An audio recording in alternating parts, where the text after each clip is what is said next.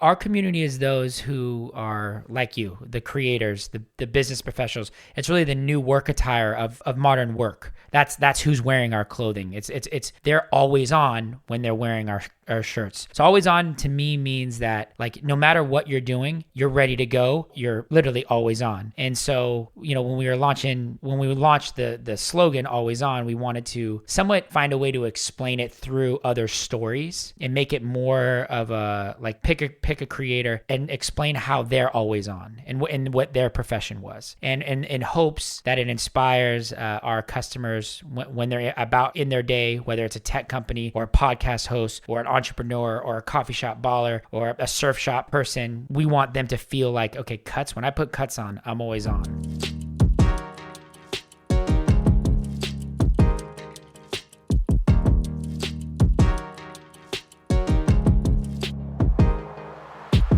Ladies and gentlemen, welcome back to It's the Bearded Man podcast with your favorite, the world's favorite bearded man, Bob Bay. Today, special guest.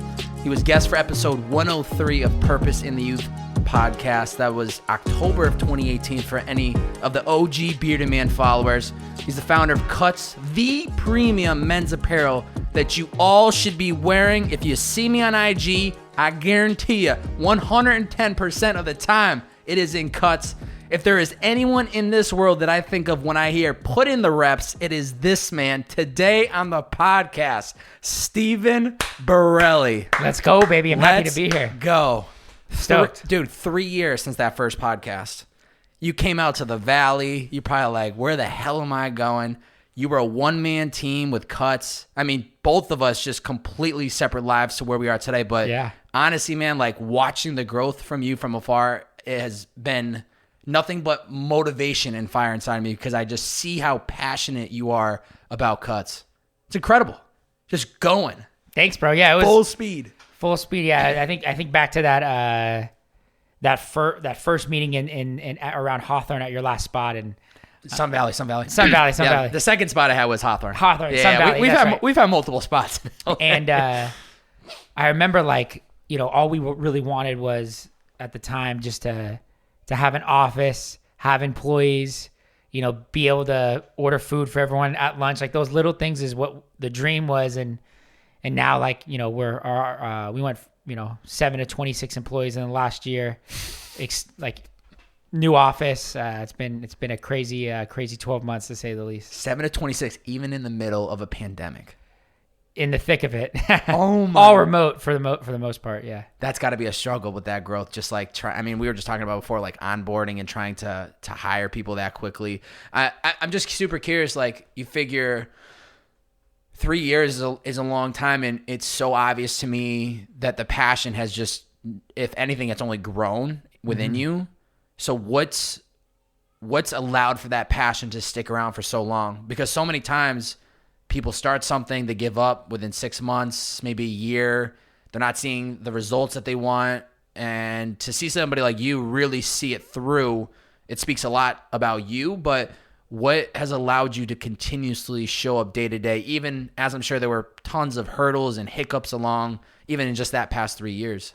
Yeah, I think one of the big things is when we created the business, back in 2015, the vision was never for who Steven Borrelli, who I was in that day. It was always for my future self. And the brand was really created not for a 25-year-old demo. It was really 35 and 40-year-olds. And that's like how we've approached it. And I only say that because I see a lot of other founder buddies of mine that they created brands around a large part of how their life was when they started it. So right out of school. And then as they get older and the brand develops, it becomes irrelevant to them. It's something that they're not really passionate about anymore. And I don't want to give myself all the credit that I thought, I necessarily thought that through from day one. But when I think about why the passion has been there is because I feel like, it's still something that I'm super passionate about in terms of like the brand aesthetic and where the brand goes, and the people that I could connect with are people that I still, want to be a part of, and And I feel like Cuts is really just getting started. Yeah, and what's interesting? I was even thinking about it when I was like sitting down to kind of prep for this podcast. And a big tagline that you guys used to use was "the only shirt worth wearing," and it's not. It's no longer just a shirt, Like it's the hoodie, it's the mask, it's these one-off Friday drops that you guys have been doing.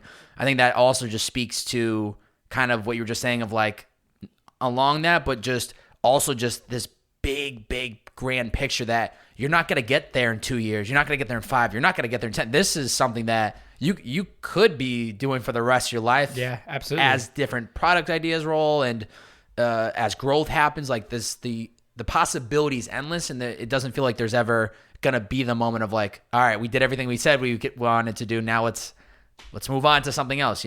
Definitely. Yeah, I mean, our tagline went from "we're the only shirt worth wearing" to "we're here to outfit the world's most ambitious people."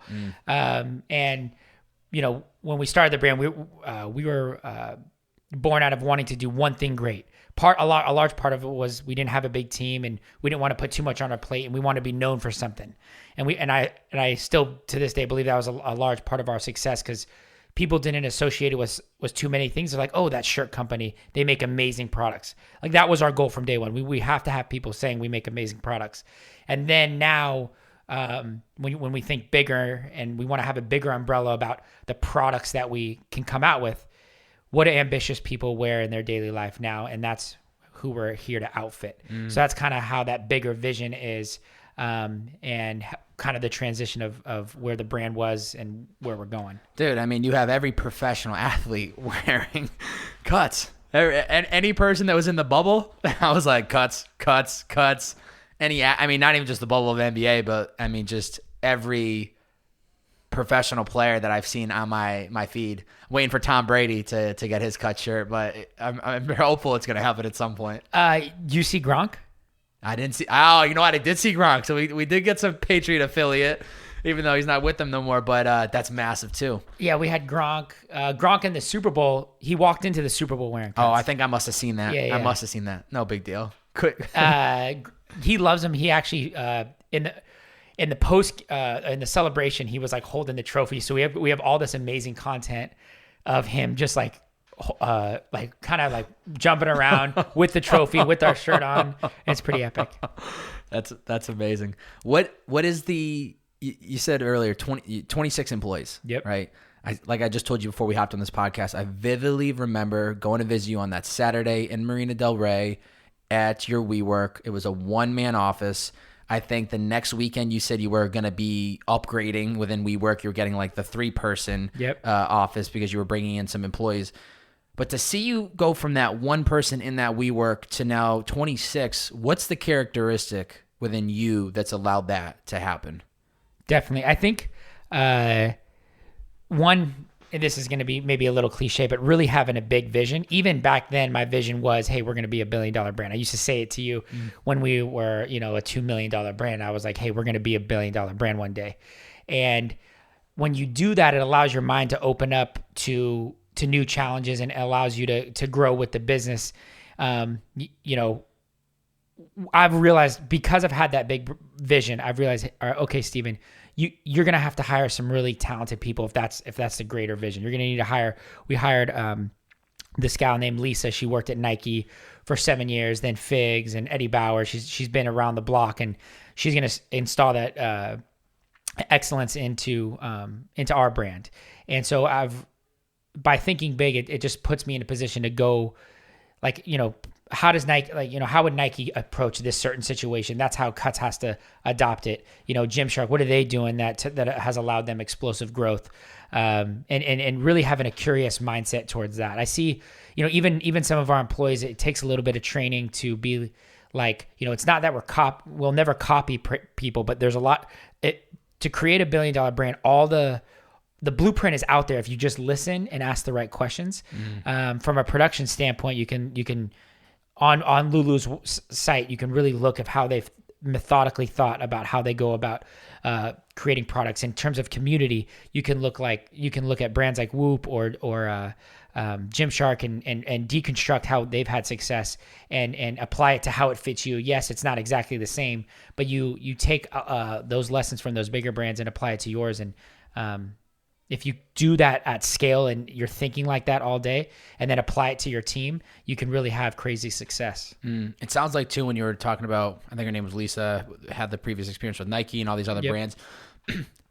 What it also sounds like is you're strategically putting yourself around players that know what you need next, or that are experts in a certain area of the business, where I think a lot of people are scared to be in a room with people that are smarter than them or have the answers that they don't have, when in reality, the best thing that you can do is surround yourself with those experts, which I'm imagining if you're at 26 now, you're surrounded by 26 individuals that are expert in their craft, that really are fine-tuned, can bring, something to the table that maybe is not your area of expertise, or it almost, I feel like, allows you to be in that sweet spot where now you're surrounded by people that have genuine interest in wanting to grow cuts, but also have a skill set they can offer to you, which is going to help you elevate the brand, help the growth, and it builds that, team effort to get everybody on board towards the goal of building the $1 billion brand. Definitely. Yeah. I mean, most of the employees we have are smarter than me,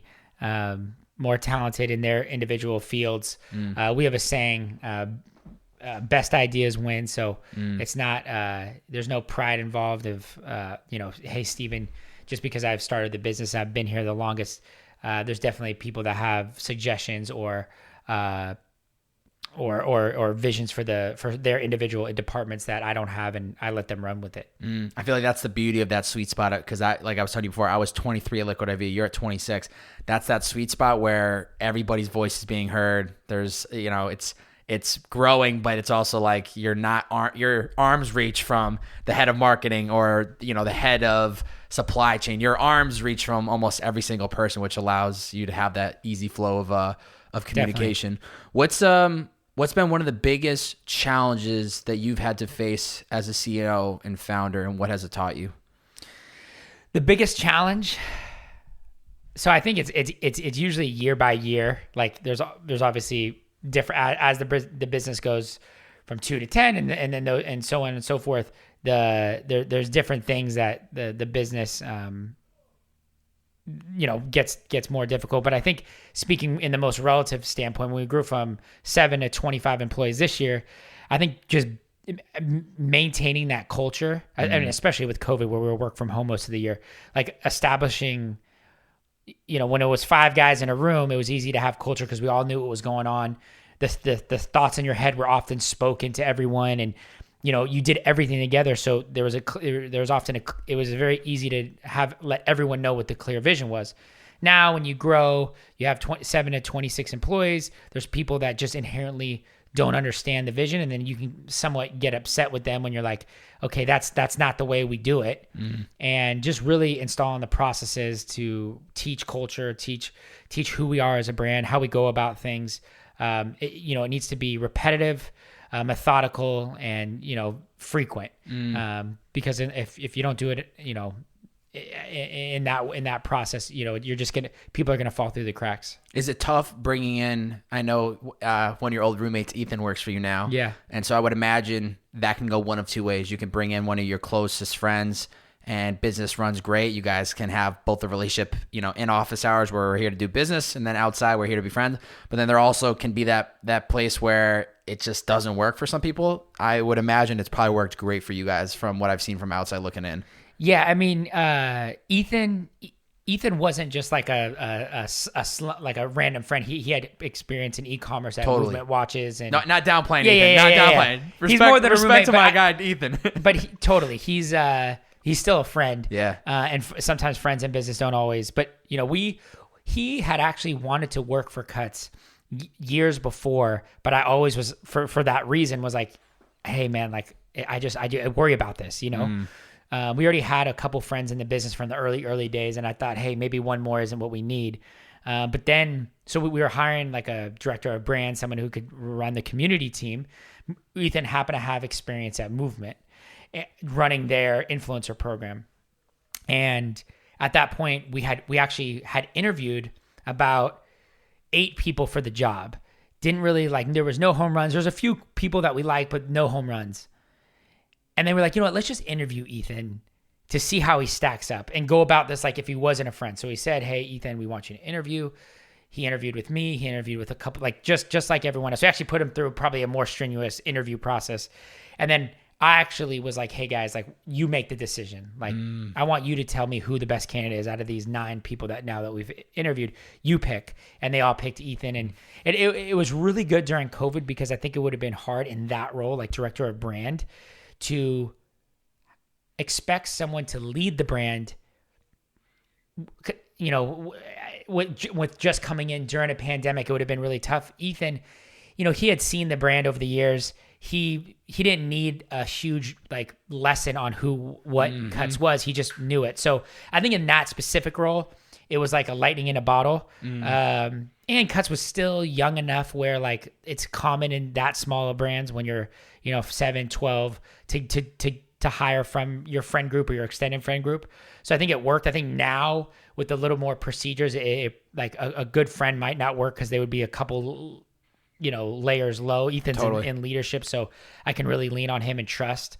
So I think in that respect, it's worked really well. Hasn't come without, you know, the arguments, but he when he steps in that building, I'm his boss, and I think he goes about it the right way. He voices his concern when he has a passion towards a objective or a vision of his, which I love. And so he's gone about it in a fantastic way. Yeah, that's great because as he's living with you, as you're building it, and we're not roommates anymore. At the time, at the time when you were building it, he was still with Movement. You're probably his sound. You're the soundboard. Yeah, soundboard. He's your soundboard because you're totally. the one man team. You come home at the end of a long day of work and you're telling him everything we're going through. I actually have to give him more credits too. Part of that soundboard he came up with the only shirt worth wearing. Wow. Yeah. So we were in there one day and I was struggling. Like I had to drive like all the way from. This is when OC, when your manufacturer was down there? Yeah. I had to like drive back and it was like long days. Like I would have the shirts in my car. Like going to our DC was a little nightmare. And, I remember he would be like, hey man, like, you know, he was a great sounding board. And one day we were like, cause I was like, hey, maybe we call it the world's best shirt. And he's like, no, you want to say it without saying it. So like the only shirt worth wearing is essentially saying that without saying it. Yeah. So that's kind of how he came up with it. And they were like, wow, let's go. Let's go. Let's go. Surprised that wasn't the tagline. Yeah. Cuts. Let's go. Oh, that's funny.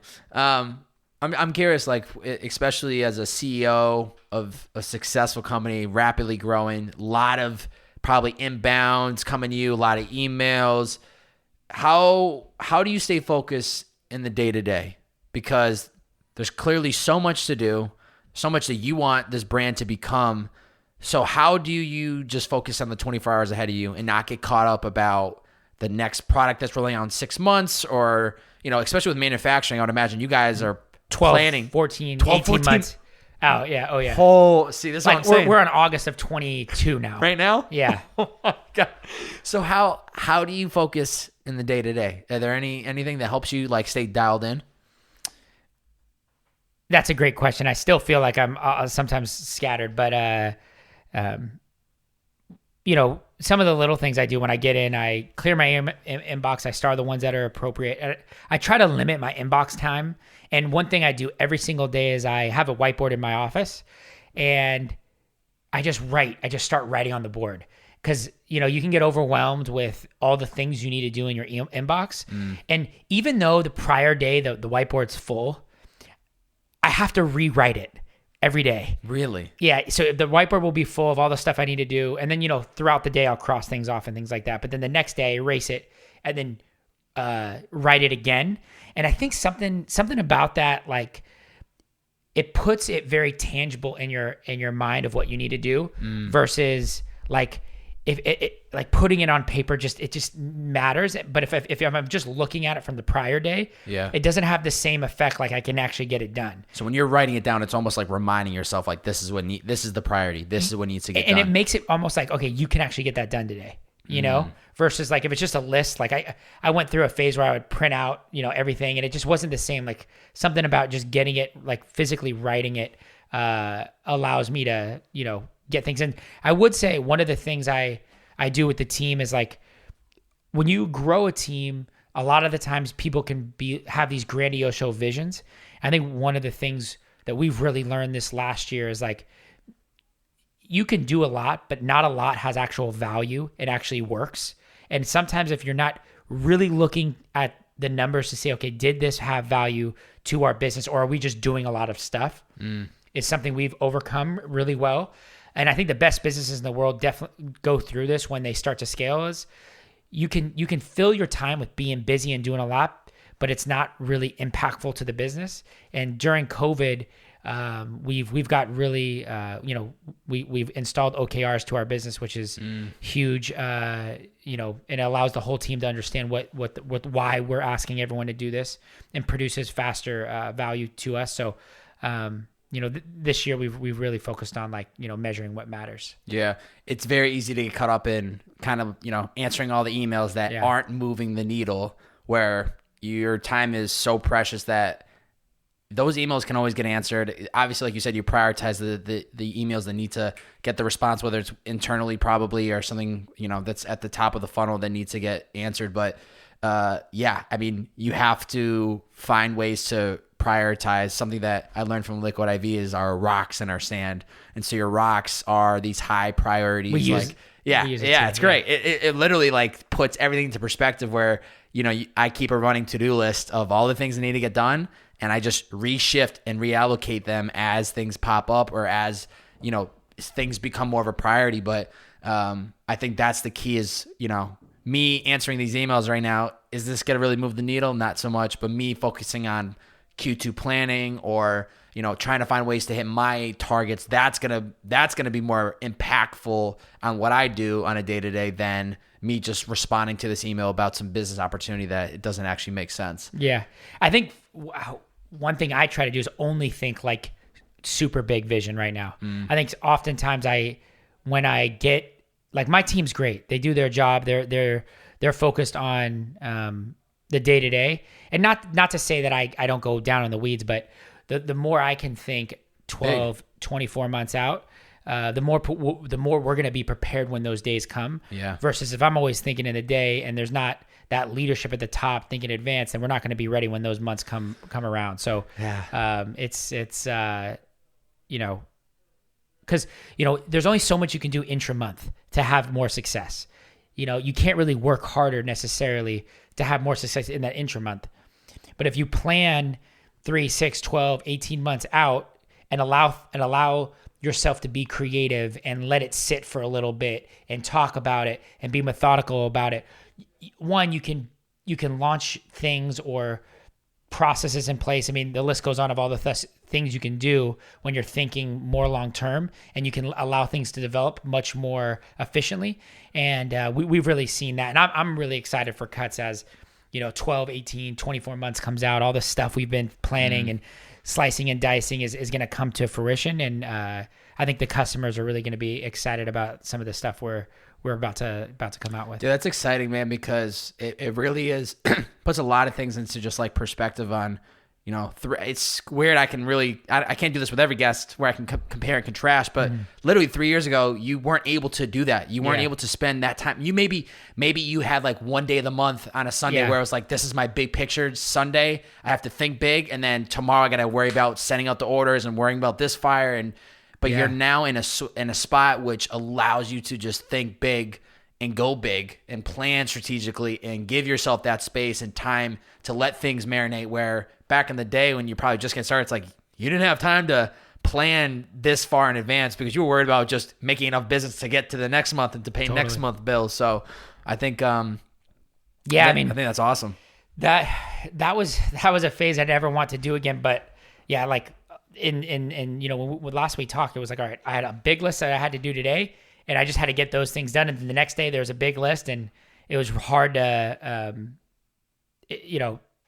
we were during that phase, you really knew what you needed to do. Yeah. But then I would say that middle phase where the year we didn't see each other, we did get distracted because we didn't have a structure in place with OKRs to truly measure all the things we were doing. We're okay, now we have bigger budgets. Let's start doing this or that and this crazy shoot. Let's spend $60K on it. But is there actual value there? And having a system in place to measure that value.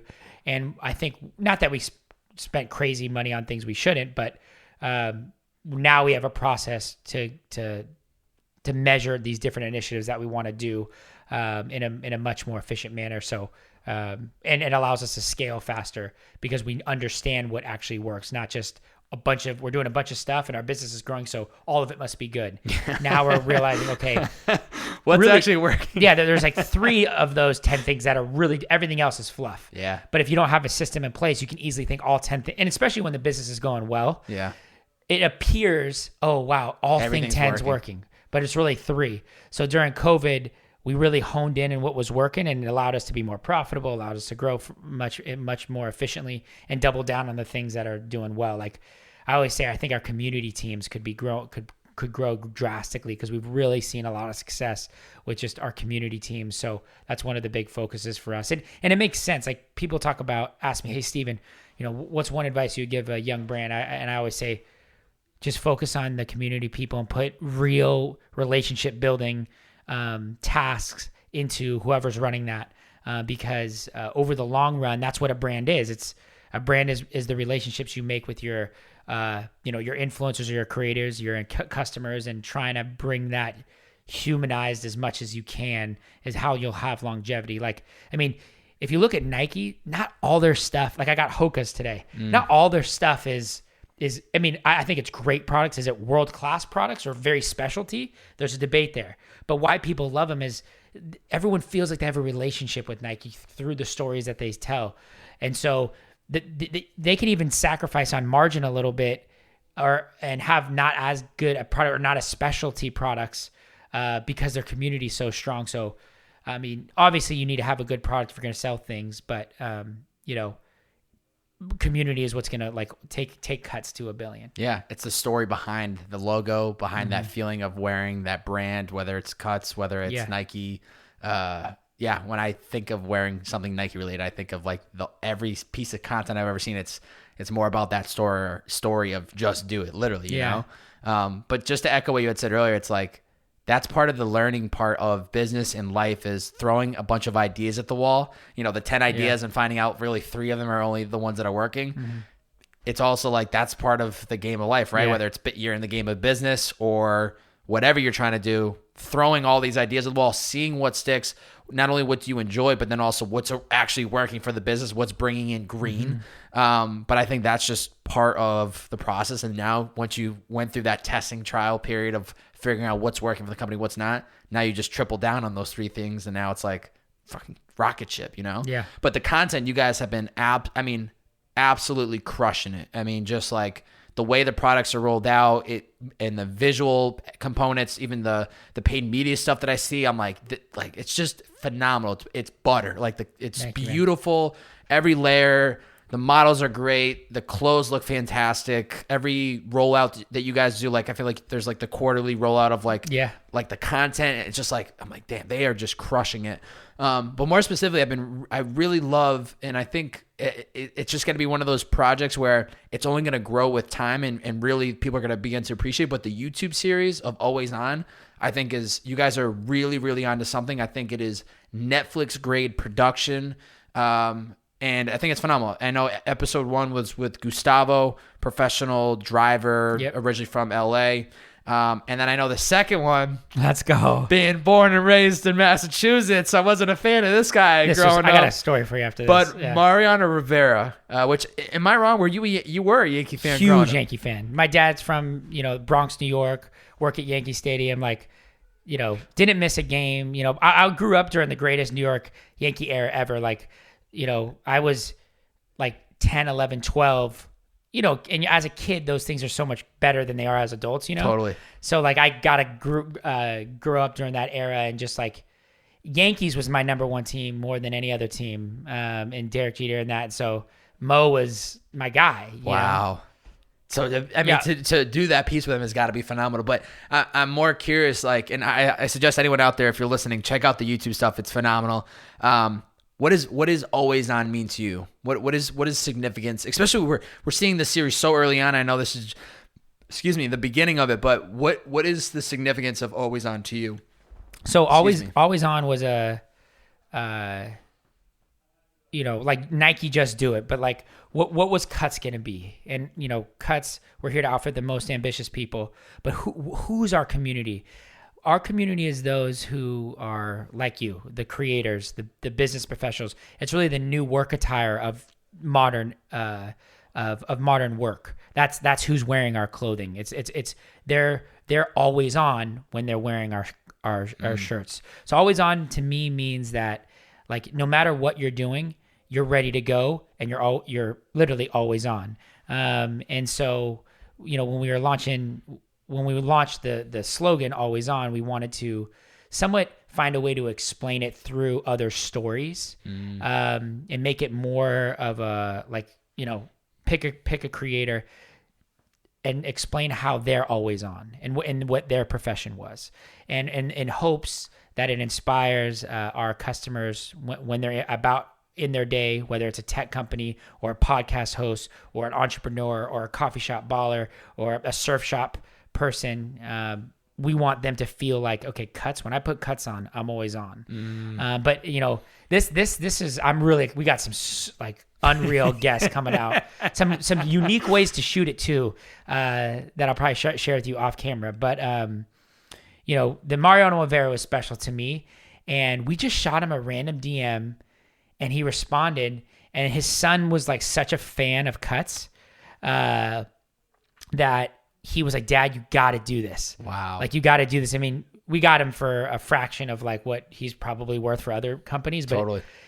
His son was like, "Hey, I just want to do it." And his son's actually a videographer, Jafet, I believe what his name is, and just a stud young creator. So if you're listening, super pumped for you. But growing up a huge Yankee fan, watching all those championships in the late 90s, and then again in 2009 when I was a freshman in college, to get Mariano Rivera to I got to interview him. So I got to interview him, and then part of the interview was like to just play catch and talk with him. Yeah. So I gotta catch a cutter. Didn't drop a ball. We went to White Plains. Went out to his house. We had to have a small crew. Of course. Like minimal people. It was like, a hit and run trip, but it was all time. It was so cool to think, because like 3 years ago, to be able to work with, like, it was Jeter and him as like my number 1A, 1B type deal. Yeah. Of like anyone in the world I would want to work with, it was one of those guys, and to have it happen. And, it was cool. He looked me in the eye and he was like, when you look at CUTS, and he said it with his accent, he's like, "You guys are all about excellence." And he was talking about the shirts, and I was like, this is epic, baby. And it was so inspiring, and it really got me like wanting to jump up and down, because I was like, who else could I could be interviewing Barack Obama tomorrow, like that's the type of like fire it gave me. Yeah. And like business is all about momentum, and like early days momentum was just getting one sale, and then you kind of grind and you're trying to figure it out. Then bringing on your next employee. And when I brought on Carter started all of a sudden handling all the finances. And then Sean was doing the operations. And then Brandin was doing photos. And then as we've added more employees, we've caught momentum. We've also slowed down a little bit. And then, with each, I guess what I'm trying to say is what Always On has allowed us to do is just really build momentum for the business in ways we didn't think would happen. I love that. Anytime I've worn a CUTS, whether it's business related, going out, I have some of my older shirts that I've rotated out because I just got newer versions of it because I know there's new material. Yeah. They become my workout shirts, and never do I not feel always on. I feel good. Like I feel in my zone every time I've worn these shirts. And I mean, that's 3 years in it, and I still feel it every time I throw. You got to have like 50. I have too many at this point. Literally, it's the only shirt that I actually wear out. Like, if you go look at my Instagram feed, you're all gonna see CUTS. It's become my, like, dude. I'm a big fan of the minimalist approach. Love the actual like the fabric, whatever this is made out of. I mean, it is the only shirt worth wearing. Even though it's not the tagline. No, we still use that. Like, yeah. we look at like. We opened up a pop-up in Seattle. How's that been? It was cool because Amazon retail partners reached out to us and they're like, "Hey, no one's renting this out. We love you guys. it was a brand new building. Like there's five skyscrapers around this. And they're like, hey, it's a slow period. No one wants to rent out. We want to like use you guys to market it. We'll give you free rent and free staff for 60 days. And you just bring your shirts there and sell product and do events and, whatever. So it was really cool experience for us. And we learned a lot about how to do a pop-up.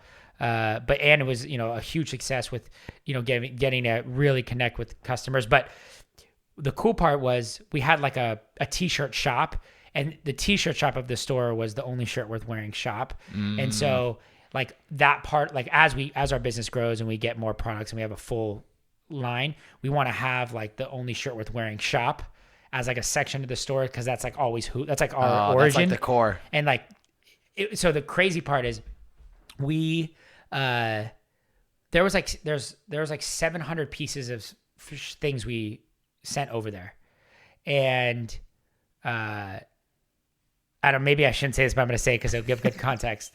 But, and then we were like looking in the store, we had the back room. We're like, wow, like 1,000 shirts. I think it was close to 1,000 shirts actually. Is a lot of shirts. Like if you put 1,000 shirts in this room, it would be a ton of shirts. Yeah, the whole place is going to stack up. And me and Ethan were like, damn, we're like selling triple, if not quadruple of this every single day on our online store. And we're like, damn, we're moving units. And it became tangible because like online, it's just another number. Yeah. You don't even like look at the sales number anymore because I don't nearly look at them like I used to. Yeah. But because you're thinking quarterly and totally and thinking a little bit more than the day-to-day on sales. But it was just cool. It was really cool. And we were like, wow. And it made us really want to focus on even more on the quality, even more on different fabrics within the t-shirt platform. Like if we're going to be the greatest t-shirt shop in the world, let's increase our the types of different fabrics that we come out within that, so no one can touch us in shirts. So yeah. we feel like we still have a long way to go, even within the t-shirt space, to truly be the best and the most diverse. So we're again, I feel like Cuts is. I can close my eyes and vision where Cuts is going to be in 5-10 years. And like, what's so cool is I had this vision of where Cuts would be in 3 years. And a lot of people ask me, could you have ever imagined the success you have? And not in I don't say this in a cocky way, but this is what the vision was. It was to grow the businesses at this speed. And I did it, we did it. It was a huge effort by everyone involved, not just me. But now when I close my eyes, I'm like, where's Cuts going to be in 5-10 years? It's going to be $1 billion business. Like we're on that path, and it's not as, it really feels tangible. Like I feel like I'm working in it. And so when you can dream like that and then you do it, the confidence it gives you is like, I feel like it's magic sauce. It's like when, in Space Jam, when they're like in the locker room and they're drinking that like water that they think is magic and it's just Michael's normal water. To us, like having that experience and having that vision in the beginning when we had nothing, we didn't raise venture money. I was living at my parents' house to then having 26 employees. That's given me truly like magic sauce, like magic juice. That like you can't just like get that just from working harder or like you have to have that experience and like the reckoning, so to speak. I don't know if reckoning is the right word, but so it's like. It's going to happen. The one word that is just screaming in my mind as I'm listening to you and watching you and just seeing you like emotionally describe this, relentless. Relentless, baby. Just got done reading. I don't know if you ever read the book by Tim Grover. No, I need to. I need to read it. You will love it. He was Jordan's physical trainer, Kobe's. I mean, just absolutely like it just breaks down. He calls them cleaners. There's 3 different types of people. There's coolers. There's one more, and then there's cleaners. And the cleaners, there's nothing that gets in the way of a cleaner executing. It's your Kobe Bryants. It's your Michael Jordans. It's the CEO of a business that just continues to show up and do the work. I mean, you are the definition of a cleaner. It's just absolutely relentless. And I would say Cuts is made up of a bunch of cleaners too, though. I agree. Based on the Ethan, growth. Totally. I think in the beginning, in the early days, I think some of the early hires, like I look at some other brands that came out at the same time with us, and they struggled because I feel like they didn't hire other cleaners. Yeah. And we hired A's right out of the gate, like the 5 guys that we started with. Carter running finances. He was a CPA before. Totally, like, I'm more demonstrative, or maybe demonstrative is wrong. I'm more like outgoing with my approach towards being relentless. But Carter's like very quiet, subdued, but he's a killer. Sean, who runs our operations, is a killer, and he's relentless with just, he's taught me so much about business operations, and he worked at Boeing for 8 years and's been a stud. Same with Brendan and Ethan, of course, on the marketing side. And now with Lisa, this new hire that we brought on from Nike, she's just relentless. And about 6 months ago, I was watching this Elon Musk doc, and he goes, the best managers are the ones that were ridiculously good executors on all hours of the day, and they realize they can't execute anymore. So then they become good managers because they know every ounce of what it takes to execute at a fast and effective manner. And so now when I hire, like, I try to put people as a non-manager to start, and then have them grow into one where they're just executing their ass off all day nonstop. And then they realize, okay, I can't do this on my own. I gotta, what I've learned on how to do whatever my department is, I'm going to apply towards this new hire. And we have a couple working right now that aren't managers yet, but I feel like they're going to be absolute studs as soon as like our business grows and we start seeing success. I mean, today we had so many good conversations, and like when I was driving here, I was so excited to be here. I was like, this is such a good day. I'm fired up. I'm ready to go. But January, February every year is like kind of like you're taking notes on the last year. You're kind of coming down from your high horse of Q4 where you're just absolutely savaging and taking inventory on every ounce of the business. Where do we need to get? Where do we need to cut? Where do we need to add? Where do we need to elevate? All of that. And now March is coming, and I feel like we're not that we were not back because we still grew in those months, but it was like kind of like the wheels were really grinding. Yeah. Now I feel like there's like WD-40 in them, and it's going. And it's cool when now we're starting to talk to a lot of creators, and every one of them's, oh dude, Cuts is such a sick brand, I can't wait to work with you. Versus like 2 years ago, it was like like what we've created is sick, and everyone's proud of that, and we get in these conversations with our chin up and ready to go, and now we can demand more out of these people. Like, it's somewhat of a privilege to work at Cuts, and we don't hold that lightly. Like, you better bring your A game because we're always on. You better be always on too. And so it's just like the last couple of days, especially, have been just some really good conversations, really good momentum, and the next 7 months, for whatever the 8 months of the year are left, is going to be amazing. But we're like in the next 3 years, it's going to be stupid. And I'm going to be able to pull all these clips together from all the podcasts when they're trying to shoot a documentary on Cuts. Be like, I got all the content from Borrelli, dropping these gems along the way. Honestly, it's going to be gold. Dude, I still vividly remember, it is pure gold. When I was researching you on that first podcast we did, I came across your YouTube channel of all these vlogs of you by yourself in the factory. I was like, this man should keep doing this. You have the talent in front of the camera, but dude, we're bringing him back. I mean, you've seen I've seen some of the BTS stuff. It's great. I think it's awesome. YouTube's going to be a big, because we look at it like an email list that's like video form. Totally. Like our email list crushes. Imagine if we had that on YouTube, we would be unstoppable. So like our own channels, it's a long game. I mean, you know this better than anyone. So we're just getting started. But every week our stats are going up significantly. I mean, it's still so small, but I get really excited for storytelling. I mean, we have we're just going to do some more vlogs and do it. At the end of the day, it doesn't even matter how many people are watching. It's going to be documented there forever. Yeah. And if anything, it's going to be great for you to look back on and see the growth. And when you're ready to put together that Cuts documentary, you're going to have all this footage. So at the end of the day, it doesn't even matter the number of plays. It is going to be so well worth it in the long haul of being able to have this process of growing the brand documented.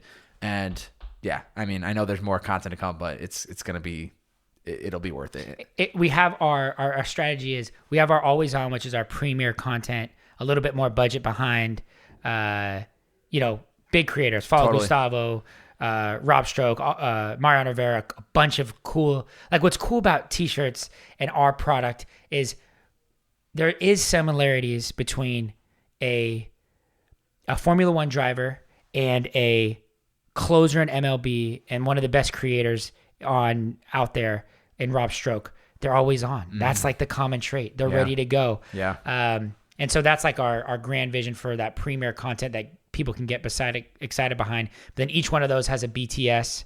And then we do like education around our product about what's my fit, talk about the colors, and there's campaigns around the colors. So genius. We're using YouTube as our own channel is so important as going forward, because Instagram is, I think, in terms of like an own channel, like it's everyone knows how to do it, like the book's written. Yeah.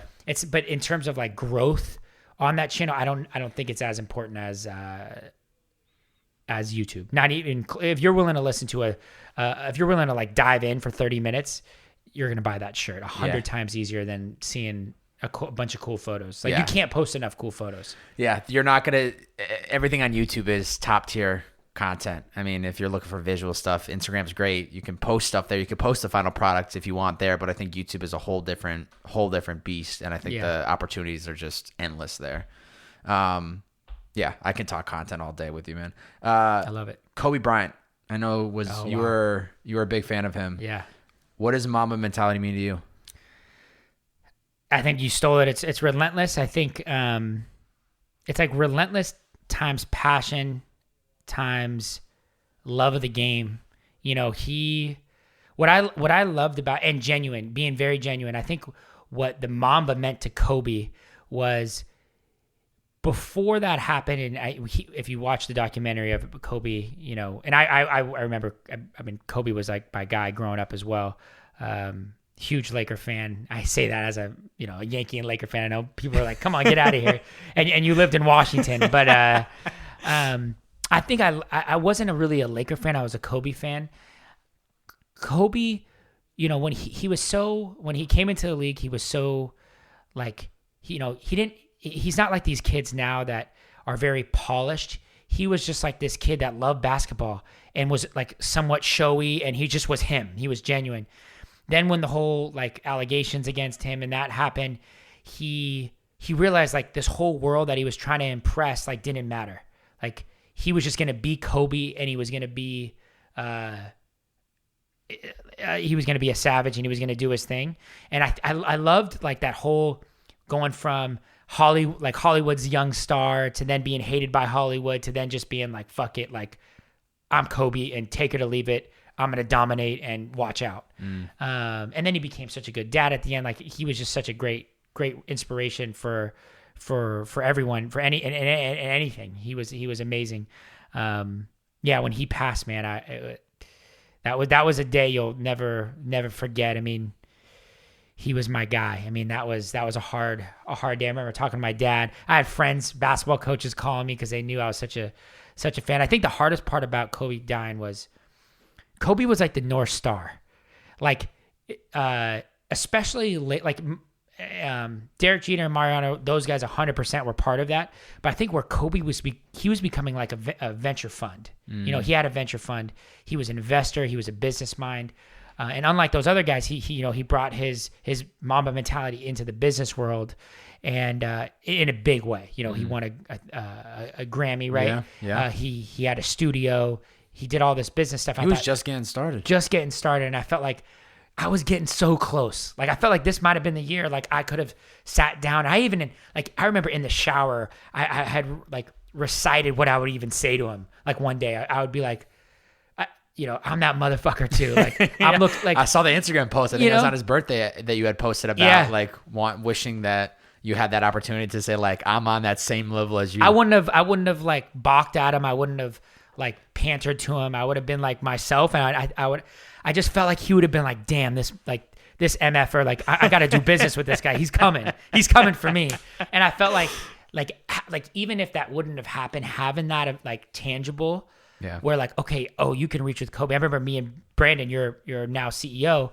We were at a Laker game, and me and Brandon meet celebrities all the time now. We're friends with no them. big deal. Not to the Chai's Kings. The Chai's Kings. We Brandon more so than me, but that type of thing doesn't really phase us. But Kobe, we saw him walk. We were like, dude, Kobe, and he was like not that far from us. He was sitting next to Rob, and we were like, dude, that's our guy. Kobe's here. It was cool, and for that to happen, man, it was tough. I think it wasn't all sad though. To see the inspiration that he's given to so many people was inspiring to me to just always try to be Steven Borrelli as much as I can. I think as you have more success and you have a bigger business, you try to be, you're oftentimes a little more guarded because you maybe either have more to lose or you just don't want to bother too many people. You got a good thing. I think one of my goals for myself personally is no matter what happens in the next few years, just to continue to be me, unapologetically authentic.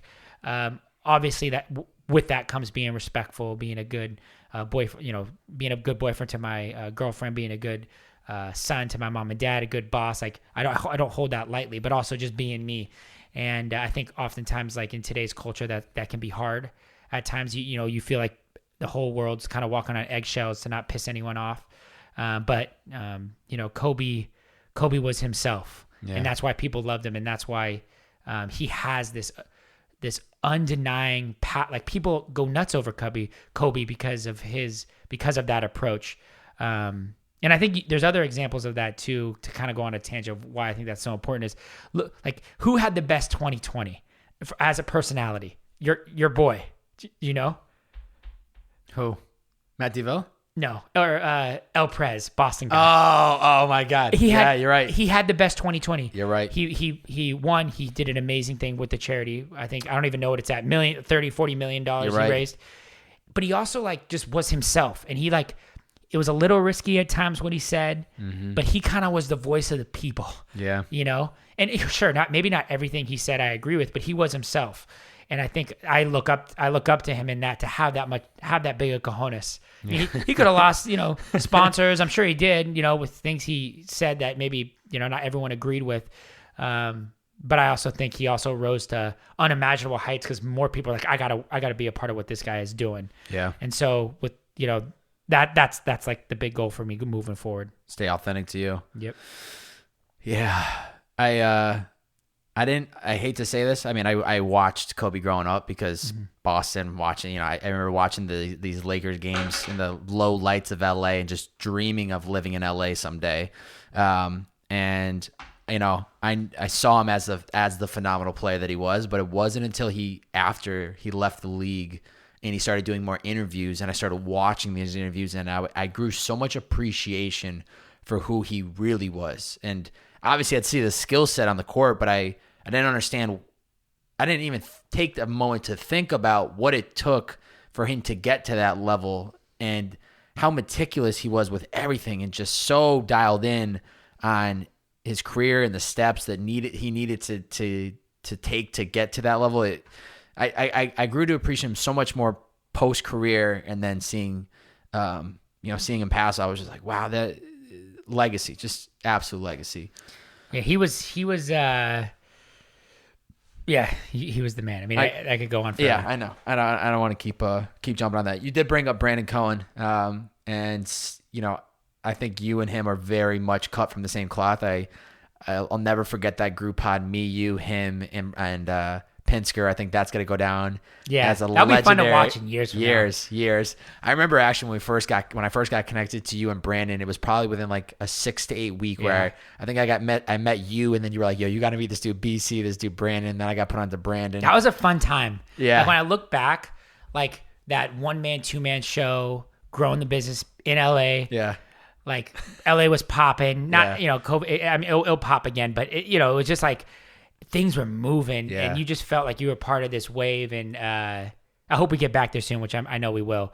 But it was fun. I was meeting so many new people. I met you. I met Brandon. I became better friends with Blake. It was just so different life. It was a different life, dude. Every weekend you were meeting new ones. I remember you would send I think me and Brandon were in a group in a chat with you on Instagram, and you would send like going into like the gym at like 6 a.m. like, let's go. But I'm curious, either directly or indirectly, what's one of the greatest lessons you've learned from him? Seeing him grow with Liquid IV, and I think you've always said like we're just 12 to 18 months behind, like we're coming like for that level. But what's been one of the greatest lessons you've learned from him? Man, I've learned so much from Brandon. Brandon's been kind of like a big brother to me. During the early pandemic, we got Sugarfish on the weekends, and we didn't see anyone. It was from March to June. It was just myself, my girlfriend Leslie, and Brandon just hanging out. But I think Brandon, he's been so inspirational in like, okay, I'll give you a story. I was at WeWork. He came to my WeWork office, and I was helping him with influencer campaigns, and then he was helping me with just like whether to fundraise or like how to be a CEO sort of in the beginning. And one day he was like, I wasn't paying for parking in WeWork because it was $200 a month. And I was like, I don't need that cost. I can park on the street. And when me and him, I picked him up and we go to WeWork and I park and he's like, dude, why are we not parking in the garage? And he was like, and I had a shitty computer because I didn't want to spend the money on a nice computer. And Brandon was like, dude, he's like, spend the money on the computer, get the parking pass. It's time to go. Let's fucking go. Get all the stuff. Like, don't worry about that small stuff anymore. Think a little bit bigger with being a CEO. You're a CEO now, So, just like opening my mind up of how, like quick decision making, like kind of zoom out a little bit. Always never miss your targets. He taught me rocks and sand, and now it's a core function that I preach now to our business too. So, I mean, the lessons go on, but I know that one lesson of just like getting the parking spot, getting the computer, and like going, like it was just such a good analogy for like other areas of the business, and like a light bulb went off, which was really important. I would say another story too that he did. Me and him went to a dinner. I think Cuts was around a $2 million business. We were small. We had I think I was the only full-time employee, and we went to this dinner with all these entrepreneurs, and there was all these people around, and everyone had these ideas, and this one idea came up, and I was like, dude, I could do that. Like I could crush these guys in it. And he was like, dude, you got a good thing. Stay focused and just do that. And so he's been just a good sounding board for a million things, not just these, whether it's stay focused or think big or, and I know I've helped him in ways as well. It's always, mutually beneficial, and just been, when you're a CEO can be a lonely place sometimes because you can often feel like you're not needed anymore, or you're needed too much, or no one can relate because no one has that full perspective necessarily. And having another someone who's been in that situation and just, hey, how would you take this situation? Hey, I need your help on this. What do you think? It's invaluable. And it also kind of gives you a level of confidence. Like, okay, the stuff I'm dealing with isn't just like me. It's not a Steven issue. It's just a CEO issue. So that's been a big part. And he's been definitely a big reason of like my good mental health. I think having him has helped a lot. Yeah. I have nothing but good things to say and about him. And, you guys very much are cut from the same cloth, and feel very fortunate to have met people like yourself, Brandon, Blakey, all these amazing, incredible entrepreneurs along the way, because you guys all do your own thing, whether Brandon's with the hydration and you're with cuts and clothing, and Blake's moved on to now paid media and doing a lot of advertising. It's inspirational just to see your guys' growth even in these past couple of years, because it fuels to the fire inside me. And I think even just the people that have been listening to some of these podcasts over the years, where it's like they see the growth and they see the possibility, and it's not unattainable. You guys are all doing it. It's, even though I'm not in that space of building a world-class premium men's clothing brand, like I could be a premium podcast, Yeah. So it's just seeing the growth, man. I have been fired up to have you come in, because I just see how hard you work, and I see the results, and I know you're just fucking getting started. So it's just like this constant, like, He's only going to keep winning. He's only going to keep growing. I want to document this journey along with him because I know it's just going to be a rocket ship. And, hopefully the next time we chat, I'll be sitting in a fucking big time studio and multiple cameras. And I know you're going to get there, works. man. Like, I think, I remember when you started at Liquid I.V, I remember telling Brandon, I was like, I remember joking around about it. I was like, you got him right before I was. Like, I literally called him and was like, you you got Babe right before we were thinking. I think I even was texting you about it a little bit. We might have. When we were like around that 10 size, like about a year ago, Yeah. I'm pumped to see whatever you do next. I appreciate that, man. A couple quick cues and then we'll kind of wrap up. Crucial daily routines or habits to help you operate at your highest level. Try to go to bed early. Like I'm like trying to like on good nights. I try to go to bed at like 8:30. Mm-hmm. I drink a lot of lemon water when I wake up and when I go to bed. Like literally just water with squeezed lemon. Yeah, nice. And warm. Like I usually get it hot and then I let it sit and then I drink it. Nice. Something about that in the morning just like puts me in a good spot before I go to bed in the morning. Try not to look at my phone at night. That's been a big hack. Like the nights I like physically leave my phone in the other room, like it's a mental Separate thing. it. It's done. Yeah. No questions. I have like one of those lights that's like it's like a sunlight. Oh, I've seen those before. Works well. Oh, it's a more natural way to wake up. Like, yeah. When the human race was like in the early days, they would wake up with the light. That's totally. like, that's the way your body's trained to wake up. So, it works well. So and it's not like a light in 1 second. It warms its way. It warms. Yeah. It's like a soft to a bright light. Totally. And then at the very end of it, if you don't wake up, there's a sound. So that's just kind of like some quick little hacks that I would fully recommend. No phone in the room at night. The sunlight when you wake up in the morning. And then what was the question? Hacks that help you in like daily. Help you operate book, at your highest level. If you're running an organization, read OKRs by John Doerr. What is OKR stand for? I know it's like it's like measuring what matters. Totally. Yeah. Objectives and key results yes. is what it means. But it's just great for organization building, and it allows everyone to understand what matters and why it matters. And the why is really important for managers, because if you don't have a why, then they don't know how to do the next thing. They're just doing the single thing.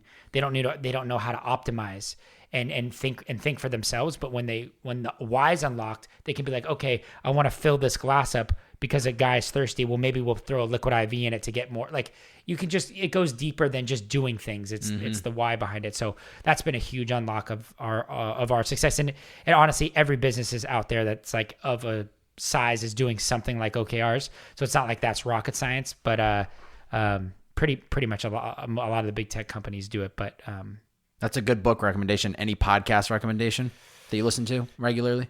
I've been so busy this last year, just haven't been reading or listening to as many podcasts as I've had, but I would say it's the Bearded Man podcast. Oh, you got to listen to that one. Yeah, he's got to listen to that one. Plugging me up. You're a good guy. What is an area of your life you need to put more effort into? That's a great one. Probably, spending more time with my family. This last year was tough with COVID, and you got in a work mode and you weren't sure if it was okay to see your parents. My sisters, one had a baby. My older sister had a baby, Michelangelo, and then my twin sister is going to have a baby. So I think this year, just, I see my mom and dad a good amount of times, but I think seeing my brothers and sisters as they begin to have their own families, make sure I spend time with them. I wouldn't say family. I didn't need to work on it, but it's going to be, I think as I get older, I realize like it's never enough time. Yeah. There's always more time. More time with them is always better. Yeah. I think a big change since we last spoke is the happiness and joy Leslie has brought into your life. Mm-hmm. Absolutely. How important has that been for you? I mean, I didn't have a girl for all those guys out there who like... You're standing across a guy that's been single since high school. Yeah. You know what I mean? Like a decade. So girls probably like, fuck this. I'm scared of this guy. I had a a couple of small girlfriends in college, but you know, it was, you know, I was grinding, you know, from 24 to 28, that range, or, you know, 22 to 28, coming to new cities. I was living at home, and, you know, I always say, she's my little angel. God took care of me. You know, he put her in my life at the right time, you know, I always like, it was literally the perfect time, because just the pandemic, haven't heard of, you know, the business was at a more stable point where, like, I wasn't having to, like, even though balance. I work. You had balance. Yeah, I have balance for the first time, even though I still work 10-hour days all the time. I can, you know, having her to, you know, give me that balance has been huge, and she's awesome. That's awesome. Yeah, I think early on it probably wouldn't have been ideal for you, because you have to put out every single fire, and you're responsible for every single thing that comes inbound for cuts. But you get to a place where you have people that are there to help scale and grow, that handle some of those fires for you. Yeah. It gives you that space to actually to have that relationship. And I can tell from afar, it's definitely we work out. She probably run, like, you have to keep up with her pace when running, crushes. right? Yeah, she's great. She's putting up like 650 miles. Borrelli's like crawling at 8-minute miles. Her and her twin sister she has an identical twin sister, Wow. 2 cute blondes from Single. Colorado. Just letting you know. Yeah, she's single. Right, actually not. Parker. Yeah. She's dating this guy Parker, but so they're somewhat competitive. So it's she's just always working hard, and you know, kicks my ass at athletic things. I love that. What's the first step anyone can take to reaching their inner potential?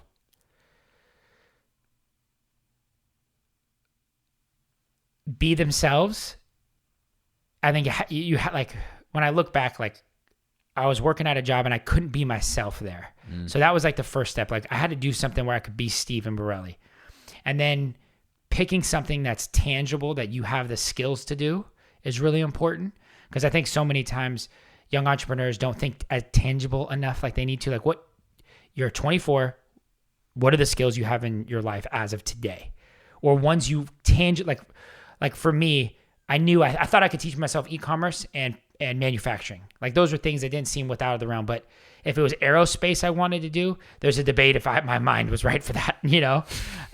So be yourself, do something that you can be you, and that something that can be that's tangible, that your skill sets have the ability to do, and that you have an unrelentless or very relentless passion towards. Is really important, and it is going to be cliche, but you just have to have a mindset like it's just not going to fail. Like, I know I say, like, Cuts is going to $1 billion, and people are like, yeah, I'm sure, but, you know, it's going to happen. Like, you know, that's the mindset. We're going there. That's what we're planning on.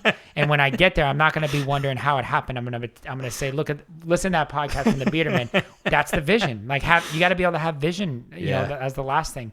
You got to be able to, like, see it. Like, you know, I close my eyes. I can physically, like, see the office, the employees, like, the work I'm doing, all the stuff that we get to produce.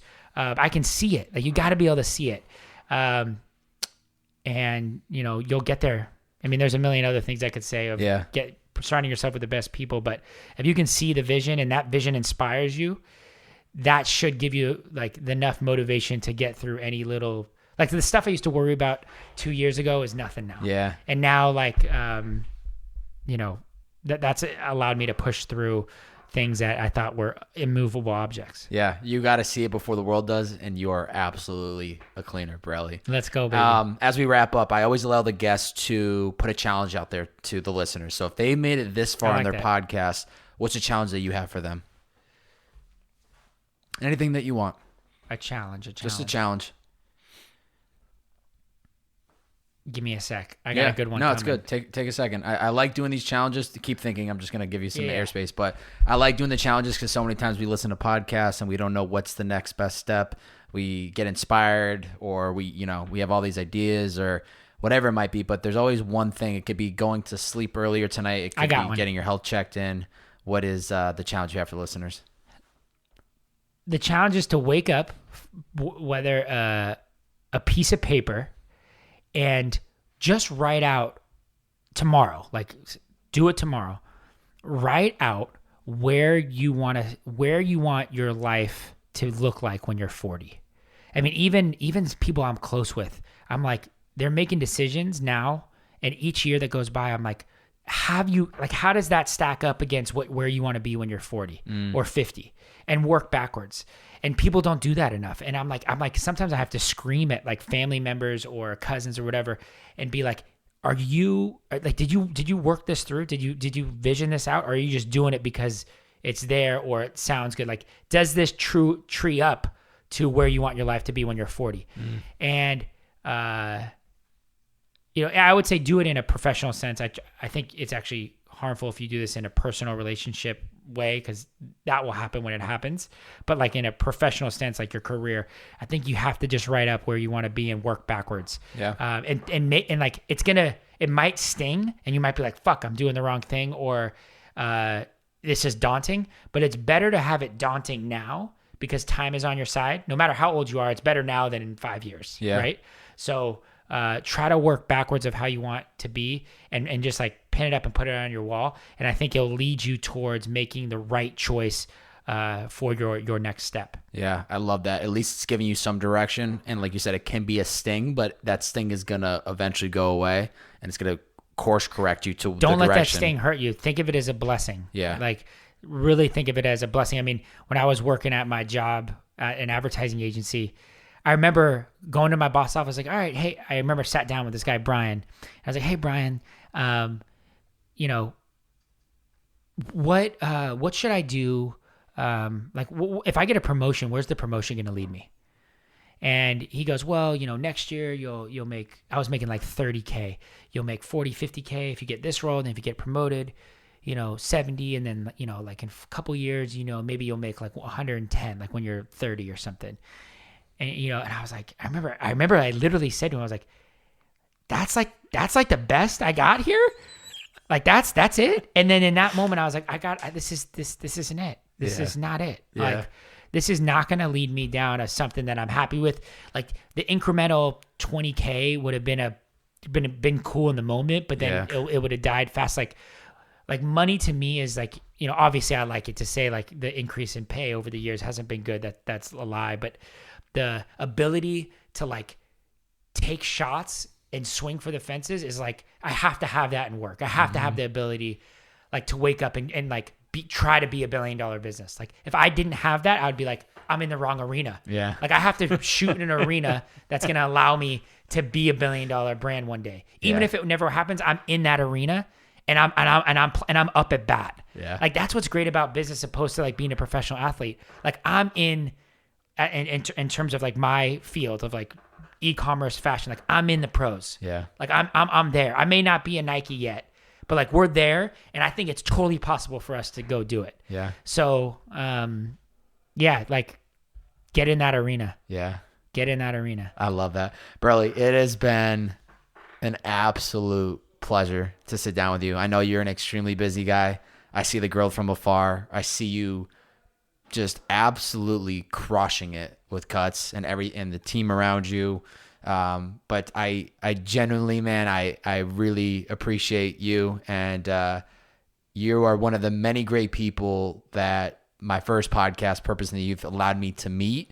And it isn't until years later where I realized and really appreciated that first podcast and that first journey of mine of getting into the creative path, the creative career. It was like that vehicle kept driving because of people like you who kept saying yes, who kept driving out to the valley 45 minutes when your office is down here. And so I have nothing but good things to say about you, and I just love seeing you win. It inspires me, and it's an honor to have you here today, and I can't wait to do chapter 3 Can't at some wait to do this again. And same goes for you, man. Like when I think of Gary Vee, I think of Babe, like that type of a hustle. Like you're the real deal, and you're going to go far with that mindset. And look, I mean, you've already come so far since that bedroom days. I'm glad we're still in the bedroom. Still in the bedroom. But it's bedroom 3.0, baby. 3.0, baby. Bedroom 3.0. So I can't wait till that studio's built, and I can't wait to do a couple more of these. Every year we got to do this. Yeah, it's gonna be fun. 100%.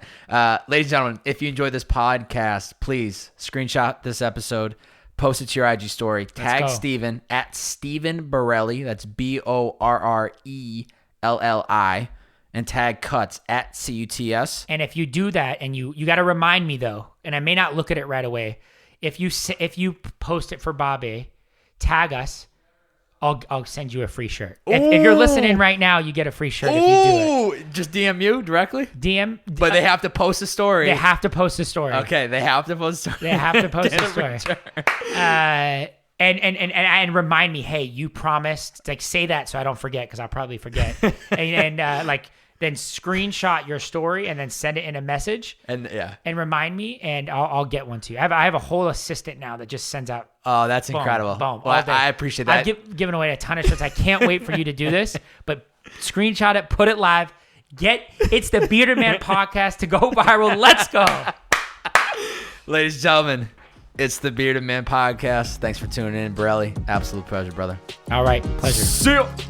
Well, hey, if it goes viral, I'm going to have to say a lot of shit.